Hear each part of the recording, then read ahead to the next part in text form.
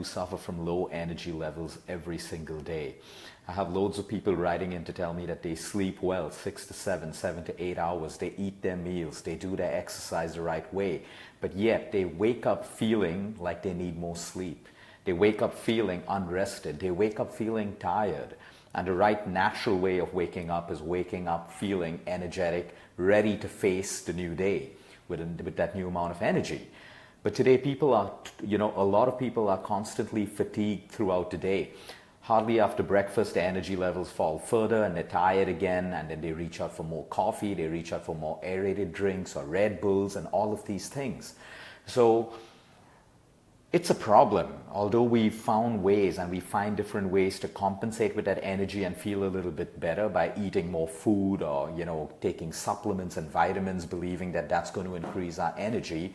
But when you have constant levels of low energy and fatigue, it is something serious. Your body is trying to tell you something. There is feedback, biofeedback that your body is giving you. So number one, when we have low energy levels, why I'm saying it's serious is because if you have constantly low energy levels, imagine all the billion cells in your body that makes you up, that makes up your immunity, that makes up your body, your hair, your skin, your liver, your heart, your kidney. All those billion cells are deficient in energy. And if you are deficient in energy at a cellular level, you have a compromised immunity. And by now we all know if you have a compromised immunity, anything from a migraine to a cancer is possible, because immunity is what protects us and heals us from disease. So having low levels of energy is a serious thing. But today we're going to understand how we can correct this problem. Number one, what we need to understand is we do not get energy. We make energy. We do not get energy from all these foods which are advertised like energy bars and all of these things that claim that they raise your energy levels. No, we do not get energy. Our bodies make energy. No matter how much of nutrient-dense energy food that you eat, if your body doesn't have the right digestive enzymes, the right minerals, the right vitamins, the right amount of carbohydrates to convert that food, break it down the right way into energy, we do not get energy from that food. Which is why when we're low on energy and we reach out for more and more food, that food is only making us fatter, or that food is making us sicker, or that food is putting more oxidative stress on our digestive system. Because we need to create a terrain, an environment in the body to break down food into energy. So we need to understand this once more. We do not get energy. So all your sports drinks that you see out there is loaded with sugar, which gives you that spike in your blood sugar levels, which you think gives you a little bit of energy, but it's not. That's a false sense of energy, because the body makes energy. So I made a list of points today that we're going to discuss, and I want each of you to take away from these points and apply it to your life if you have low energy levels. Number one, how is energy created and where do we get energy from? Okay, every time we move, we create energy. And I don't mean just exercise. You could be sitting and shaking your legs or twiddling your thumbs. Any kind of movement creates something called piezoelectricity. Piezoelectricity is real. This is in your body, in your cells and in your tissues. And any kind of movement creates piezoelectricity, which in turn creates energy.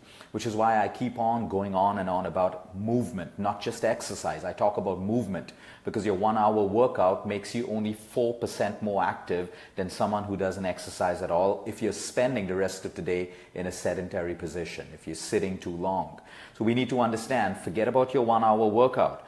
What we're looking at is overall activity in a day, movement, constant movement in a day. So you want to look at your total movement because that generates something called piezoelectricity in your cells, which creates energy. The next thing that we need to look at, and most of India is deficient in these two vitamins, vitamin D3 and vitamin B12. Everyone still thinks that vitamin D3 has stuff only to do with your bones. but it's a precursor to immunity. If you have a drop in your D3 levels, you have a drop in your energy levels. And most people are deficient in vitamin D3 today. Likewise with vitamin B12. Vitamin B12 decreases energy in your brain cells, which means then you have something called fatigue or brain fog, where you slept well, you've exercised well, but your head is still heavy. You still feel tired in your head. And you may think that coffee will fix it for you, but coffee only has caffeine in, which stimulates your brain cells for a short period of time. And after that, you have an energy crash, and then you need the second coffee or the third coffee or some snack that's rich in sugar and salt to give you a false sense of energy. So look at your vitamin B12 levels as well, because if you are low on vitamin B12, that could be a reason why you have brain fog or why you feel fatigued. Vitamin D3 and vitamin B12. The next point, low hemoglobin levels. Low hemoglobin levels is a serious problem, not only for your immunity, but for your energy levels as well. You need to understand that hemoglobin carries oxygen to all those billions of cells in your body. And now, if you have low hemoglobin levels, just don't go about popping those iron supplements, because that is not your cure in most cases. Iron supplements have serious side effects. They slow down your liver. They're toxic to your liver. Now, many cases, iron is required, but you need to understand why your hemoglobin is falling in the first place. So I always break down hemoglobin into folic acid and vitamin B12, which again, most people are deficient in. What makes hemoglobin? The combination of folic acid and B12. So if you have a deficiency of B12 and folic acid, you will have a deficiency of hemoglobin. And taking an iron supplement is not the solution. In fact, it's further going to slow down your liver because it's toxic to your liver.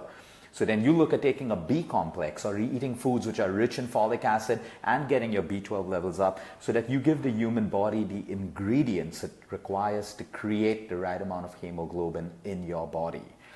And we also have to understand that certain lifestyle disorders like acidity, where we keep popping pantacids. I've spoken about this before. When you keep taking acidity medication or pantacid, that blocks iron absorption into the body. So you need to look at it holistically as to why you have low hemoglobin levels. Sleep, lack of sleep, even one night of less sleep will create cravings in your body and will create low energy levels. So if you've had a bad night of sleep, you're going to have low energy throughout the day. No amount of food is going to compensate for the lack of sleep.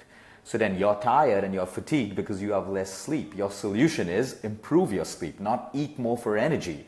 Because the calories and the nutrients that you're getting from the excess food that you're eating is not going to contribute towards the energy lost because of improper sleep. So get your sleep right. We've spoken about this many, many times, the importance of sleep when it comes to losing weight, the importance of sleep when it comes to healing from cancer and diseases, the importance of sleep when it comes to boosting your overall well-being and health.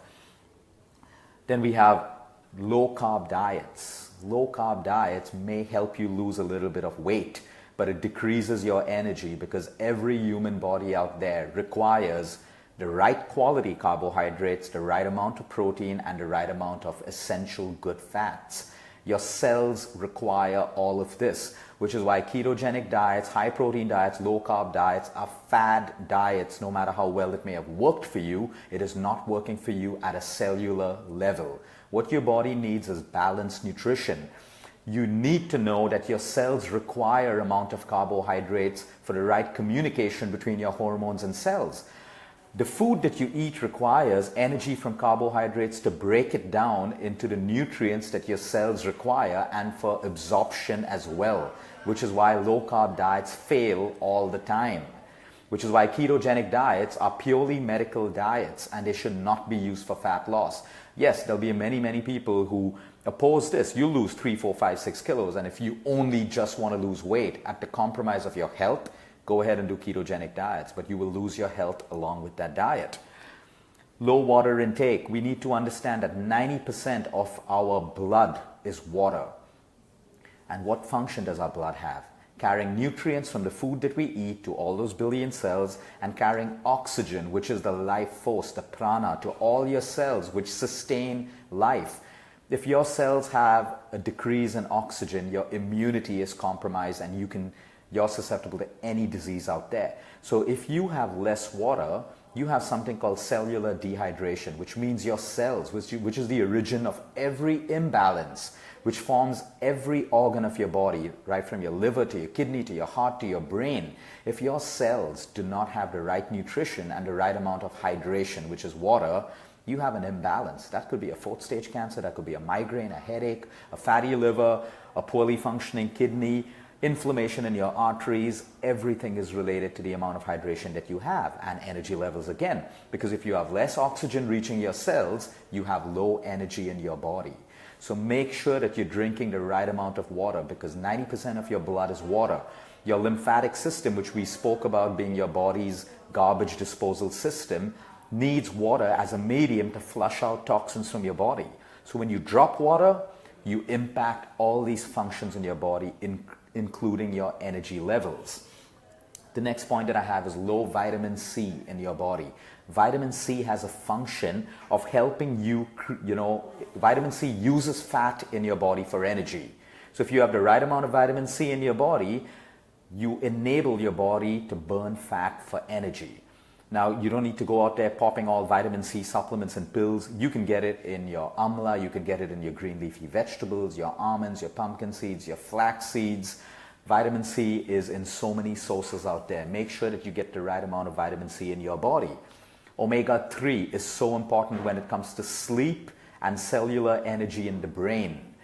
You need the right amount of omega-3 for cellular energy. Even a 1% decrease in omega-3 in your body will cause fatigue and constant, low energy levels. And where can you find good omega-3? Flax seeds, walnuts, fish, fatty fish, and of course, good quality supplements in case you don't want to use the natural sources, which are food. You get them in chia seeds, you get them in pumpkin seeds and sunflower seeds as well, which is why I always recommend that you have a healthy dose of nuts and seeds in your daily diet, because they're raw foods, and when you soak them, they sprout, they germinate more, and you increase the nutrient value as well as the protein and the omega-3. A very important function when it comes to energy. Energy, the source of energy in all cells is something called ATP, adenosine triphosphate. ATP is the source of all energy in your cells. Now, ATP, to become biologically active and provide your cells with the right energy, and in turn provide your body with the right energy, needs another very, very important mineral which we've spoken about before, magnesium. Magnesium ions bind onto ATP to make it biologically active. So it doesn't matter how much of ATP your cells have, but you need a level of magnesium for it to become biologically active and provide you and your cells with the right amount of energy. And most people today have low amounts of magnesium because of improper diets and because of over-exercising. We deplete magnesium, which is why you see a lot of runners start cramping up at some point in their training because they have a deficiency of magnesium. If they eat a banana or they eat foods rich in magnesium, the cramping disappears almost immediately. So we find magnesium, the other functions of magnesium, they have over 300 biochemical functions in the body, which means if you have a deficiency of magnesium, you are causing a dysfunction in almost 300 biochemical reactions and processes in the body, ranging from blood pressure. When you have the right amount of magnesium, you help your body maintain proper blood pressure. Then you also look at the repair of DNA in your cells, which is why almost every cancer patient who comes to us, we look constantly at monitoring their magnesium levels, because we need their DNA to be constantly repaired. So we're looking at the repair of DNA, we're looking at heart problems, we're looking at energy levels, we're looking at blood pressure. And where do you find all of, yes, another important function of magnesium is it helps convert food into energy. So it doesn't matter how much of food you're eating, the quality of food you're eating, if you do not have proper magnesium, you're not enabling the body to convert food into energy. And you can find magnesium in pumpkin seeds, and bananas, and chia seeds, and flax seeds, and almonds, and cashew nuts. When you're eating a naturally balanced diet, you get all of these components naturally. But when you do these fad diets like ketogenic and low carb and high protein, you deprive your body of all these little minerals that have massive functions in the human body. Let's move on to the next point. Sitting and slouching. What is slouching? Slouching is sitting with a bad posture. All of this depletes energy from the body. So sitting, like I said, has become the new smoking. Sitting and slouching, and we spoke about posture the last time, having the right posture helps your body create the right amount of energy and use energy effectively in the body. So you want to look at your posture and you want to make sure that you're never sitting in one place for more than 45 minutes at a time. Get up, make a call, take a walk, get your own water, go to the bathroom, touch your toes, whatever it is, but do not sit in one place for a long period of time. And then, of course, I have to touch upon sugar and junk food, because every time you have the overconsumption of sugar, and I want to send a message out to everyone right now, okay? Sugar is fine in small quantities. The problem today is overconsumption. So if you grew up having a little bit of white sugar in your cup of tea, continue with that. But if you're having that sugar in your tea, and then you're having a cupcake, and you're having processed food, and you're having a dessert, you have all these hidden sugars coming into your body, that is overconsumption of sugar. But to everyone out there who enjoys their morning cup of sugar, their morning cup of tea, or their evening cup of tea with a little bit of sugar, that is not a problem. The problem is overconsumption of sugar. So sugar ferments in the body, which means it decreases the amount of oxygen that enters your cells. And that is a big problem for me, because oxygen sustains every activity in your cells. And you want to make sure you have the best cellular health if you're healing from a disease, if you're looking at preventing a disease, or if you're looking at maintaining a healthy weight or losing weight. You want to get the right amount of oxygen to those cells. And sugar is an obstacle because it ferments and it prevents the absorption of oxygen into your cells.